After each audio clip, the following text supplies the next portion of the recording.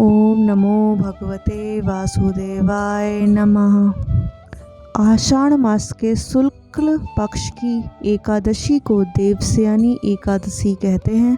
इस दिन से चतुर्मास भी प्रारंभ हो जाता है। धर्मशास्त्रों के अनुसार ये समय विष्णु भगवान की भक्ति करने के लिए है। चतुर्थ मास अर्थात 4 मास, इस 4 महीनों में सत्य सनातन धर्म में कोई भी मांगलिक कार्य नहीं किया जाता है, क्योंकि इस 4 महीनों में ही श्री हरि विष्णु सहित सभी देवता पाताल लोक में शयन करने के लिए चले जाते हैं।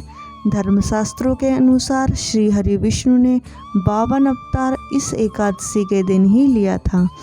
एक बलि नामक का राजा था, उसने समस्त भूमंडल पर अपना अधिकार कर लिया था।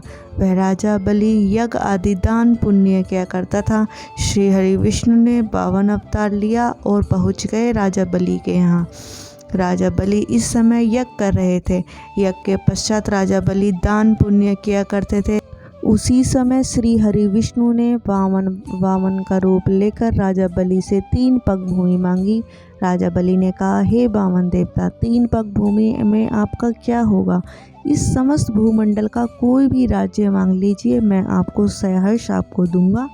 ब्राह्मण ने कहा, नहीं, मुझे सिर्फ 3 पग भूमि ही चाहिए।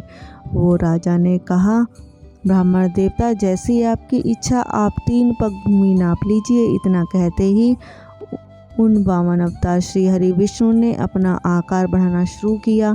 इसके पश्चात उन्होंने एक पग में ऊपर के सभी लोक नाप लिए और दूसरे पग में नीचे के समस्त लोक नाप लिए और सभी दिशाएं नाप ली। अब तीसरे पग को रखने के लिए कुछ स्थान बचा ही नहीं।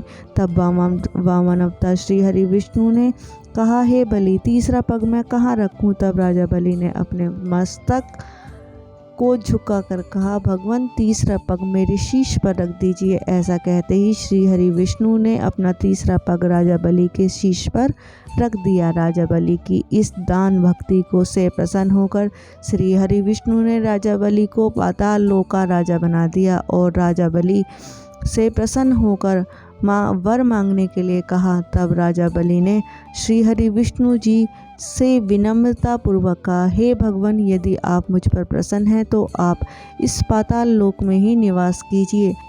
तब श्री हरि विष्णु भगवान जी ने वही निवास करना प्रारंभ कर दिया।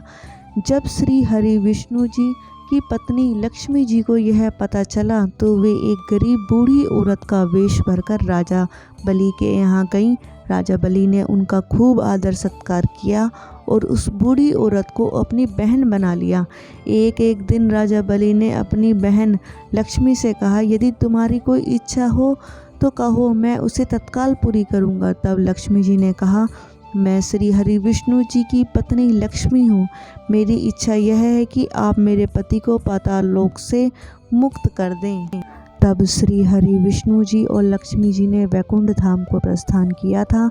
जिस दिन लक्ष्मी नारायण जी वैकुंठ धाम आए उस दिन को देव उठावनी एकादशी कहते हैं।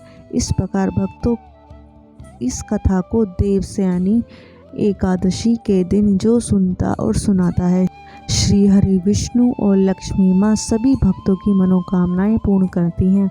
अंत में सभी भक्तों को जय लक्ष्मी नारायण, राधे राधे, जय श्री कृष्ण।